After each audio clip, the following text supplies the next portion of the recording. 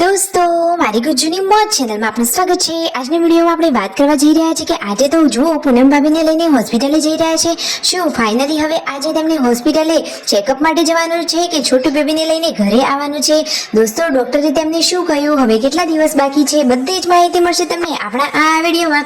મારી ચેનલ ઉપર નવા હોય તો ચેનલને ફટાફટ લાઈક શેર એન્ડ સબસ્ક્રાઇબ કરી દો। Full video in life of Thakor channel દોસ્તો, ફૂલ વિડીયોની લિંક ડિસ્ક્રિપ્શનમાં મૂકેલી છે, ત્યાં જઈ તમે આખો વિડીયો વોચ કરી શકો છો। આવી ટૂંકી ટચોકડી લાઈવ લેટેસ્ટ ટ્રેન્ડિંગ માહિતી મેળવવા માટે કરી દો મારી ચેનલને ફટાફટ સબસ્ક્રાઇબ। તો ચાલો દોસ્તો, વધારે રાહ ન જોતા આપણે વિડીયોની શરૂઆત કરી દઈએ છીએ।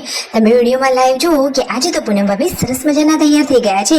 એમને તો મસ્ત મજાની આજે હેર સ્ટાઈલ લીધી છે, સરસ મજાનું મંગળસૂત્ર, બુટ્ટી, ચૂડિયા અને મસ્ત મજાની લિપસ્ટિક પણ કરી છે।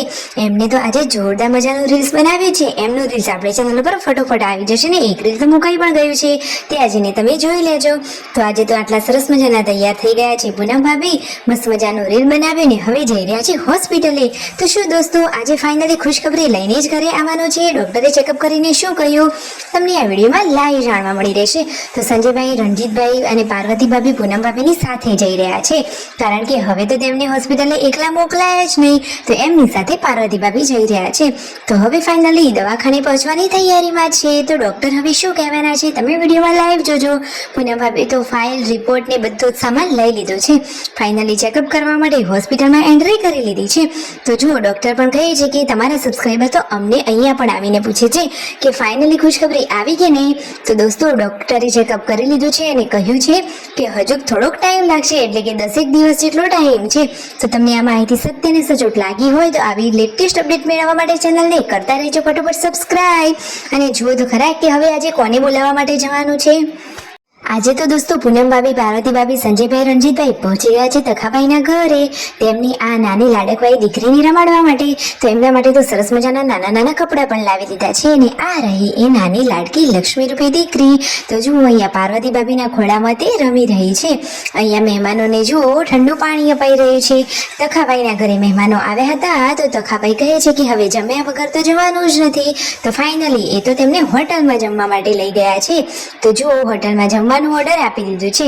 આજે તો પૂનમ ભાભી મસ્ત મજાના તૈયાર થયા છે અને એકદમ સરસ લાગી રહ્યા છે, અને ઘરે કોલ કરીને તેમની સાથે પ્રેન્ક કરવાની કોશિશ કરી કે અમે તો હજી હોસ્પિટલે છીએ ને ડોક્ટરે કહ્યું છે કે સાંજ સુધી અહીંયા રહેવું પડશે।